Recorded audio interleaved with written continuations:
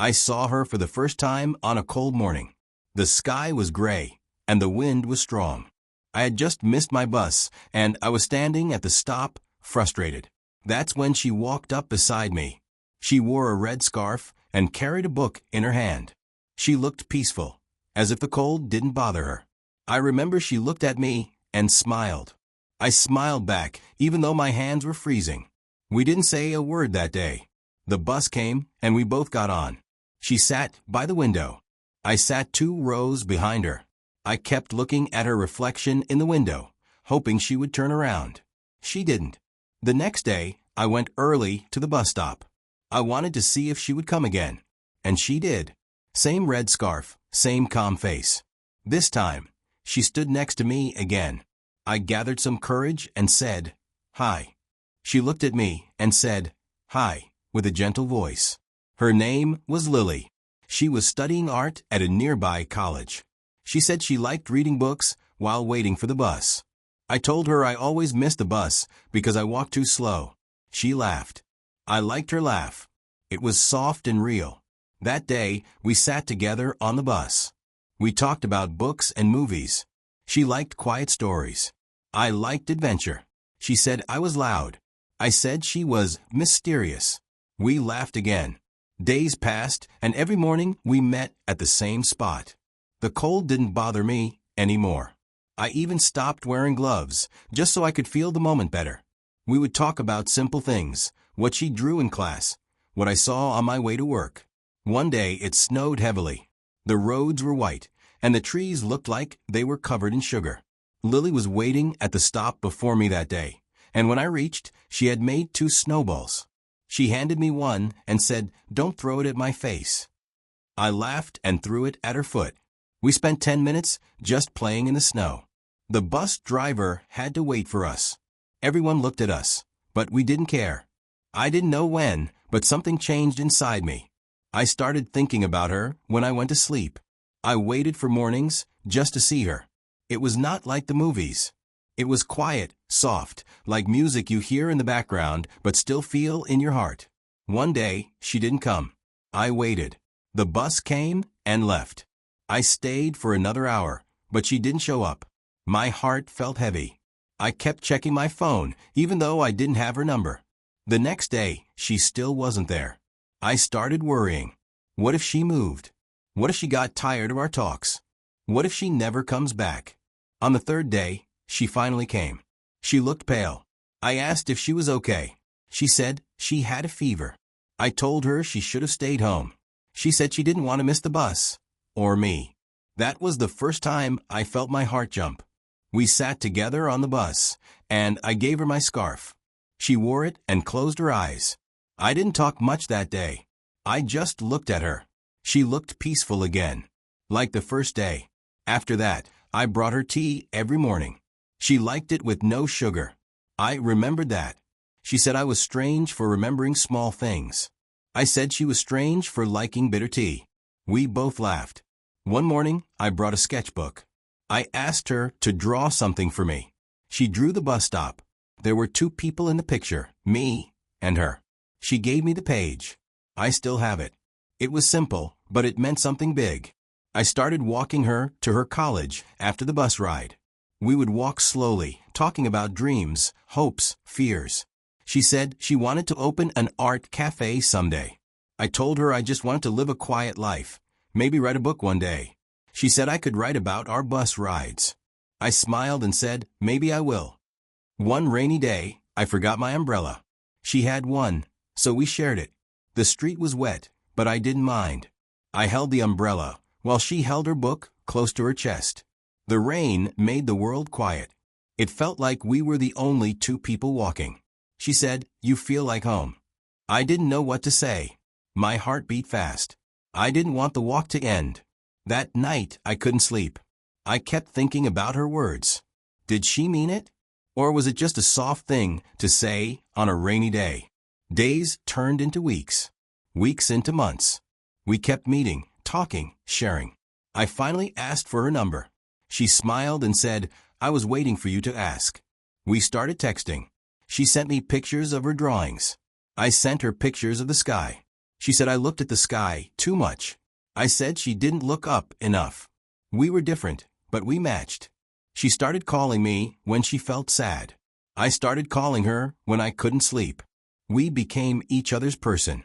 Not fast, not loud, just slowly, like water filling a glass. One day, we missed the bus on purpose. We sat at the stop for hours, just talking. She asked, "Do you think this is love?" I looked at her and said, "I think love feels like this." She smiled. I didn't need to say more. She held my hand. It was warm. I didn't want to let go. We sat there till the sky turned orange. The world moved around us, but we stayed still. That day I knew. I didn't need a big moment. No music, no lights. Just her beside me, hand in hand. She met my family. My little sister liked her a lot. My mom said she had kind eyes. Lily laughed and said I never stopped talking about them. I met her parents too. Her dad was serious. Her mom was warm. They asked what I did, what I wanted. I said I just wanted Lily to smile every day. Her mom smiled. Her dad didn't. But later, he gave me a book and said, "If you want to be with my daughter, read this." I read it in 2 days and told him what I thought. He nodded. That was enough. We started doing everything together. Groceries, walks, rainy day movies. Nothing big, just life. But it felt full. I learned how to cook her favorite soup. She learned how to fix my coffee machine. We had small fights. About socks, about books, about what music to play in the morning. But we always talked after. We never slept angry. That was our rule. One night she said, "I'm scared." I asked why. She said, "This feels too perfect." I told her life wasn't perfect, but moments like this made it worth it. She cried. I held her. We stayed like that, saying nothing. 1 year passed. The bus stop became our place. We even wrote our names under the bench with a pen. Every morning, we touched that spot before getting on the bus. Like a small promise. We never talked about forever. We just talked about today, and sometimes tomorrow. She still carried her book. I still forgot my gloves. But we were happy. Really happy. And I knew, deep inside, that I wanted this for a long, long time. One evening, she called me. Her voice was shaking. I rushed to meet her. She said her mom was sick. Very sick. She had to go back to her hometown for a while. She cried and said, "I don't want to leave you." I told her, "I'll wait." She left the next day. The bus stop felt empty. I still went there, every morning. I still got on the bus. Alone. I still kept a seat next to me. Just in case. We talked every day. Video calls, texts, long letters. But I missed her. I missed her a lot. Months passed.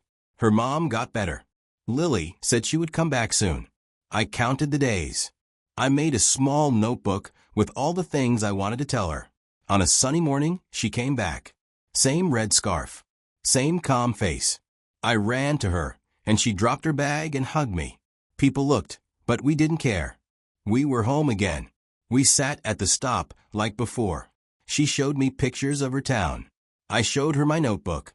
She cried reading it. I held her hand. She said, "I never stopped thinking of you." I said, "I know." I never stopped waiting. We're still taking the same bus. Still holding hands. Still laughing. Still fighting over music. Still making soup and forgetting umbrellas. And sometimes, when the bus is quiet and the morning is slow, I look at her and think, this is love. Not loud. Not crazy. Just soft, true, and forever. One morning, we sat quietly at the back of the bus. The world outside was slowly waking up, people rushing, lights blinking, cars passing by. But we just sat there, holding hands. She rested her head on my shoulder, and I didn't move. I didn't want to break that moment. She whispered, "Do you ever think about the future?" I looked at her and nodded. "I think about you in it," I said. She smiled softly. "Me too," she replied. For a while, we didn't say anything else. It felt like everything had already been said. But in my heart, I knew there were still many words waiting to be shared, moments waiting to be lived. I didn't know what the future held for us, but I knew one thing. I didn't want a future without her in it. Not just for today, not just for the next season, but for every morning, every quiet bus ride, every rainy walk. Later that week, I invited her over to my place for dinner.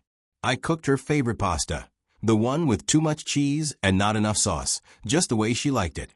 She brought dessert, those little round cakes filled with jam. We sat on the floor because I still didn't have a proper dining table. We used old books as plates for fun. We laughed about how messy everything looked. She leaned back and looked around my apartment. "It's simple," she said, "but it feels cozy." I told her it's only cozy because she's in it. She looked at me with those soft eyes, the ones that always seemed to understand more than I could say. "You really mean that, don't you?" she asked. I nodded. Every word. After dinner, we listened to music, slow songs that played in the background like a heartbeat. She fell asleep on my shoulder. I didn't move for hours. I just watched her sleep, listened to her soft breathing, and felt a deep peace I had never known before. Our routine continued. Morning bus rides, coffee shop stops, weekend walks in the park. We talked about everything: childhood memories, silly dreams, serious worries. One day, she told me she used to be scared of the dark as a child. She said she used to keep a flashlight under her pillow. I smiled and told her I used to sleep with all my toys because I didn't want them to feel lonely. We both laughed. It's funny how the past shapes us, even when we grow older. With her, even the small things felt big. Every story became a treasure, every moment a memory I wanted to keep forever. One weekend, we took a train to the countryside. She wanted to sketch a big tree she saw in a photo online. It was her dream to see it in real life. The tree stood in the middle of a quiet field, tall and proud, with branches that stretched out like open arms. We sat under it for hours. She drew while I read a book. Every now and then, she would look up, smile, and go back to sketching. I took a picture of her with the tree behind her. It's still my favorite photo. Before we left, she tied a ribbon on one of the branches and said, "This is for us. So even if we forget everything else, this tree will remember." I didn't say anything. I just held her hand. It was a promise we didn't need to speak aloud. As time passed, I realized how much I had changed. I used to rush through life, always thinking of what's next. But with her, I started noticing things. The color of the sky at dawn, the sound of birds in the early morning, the way her eyes lit up when she talked about her dreams. She slowed me down in the best way. She made me want to be present, to live each day fully, without waiting for something better. Because with her, every day already felt like the best one.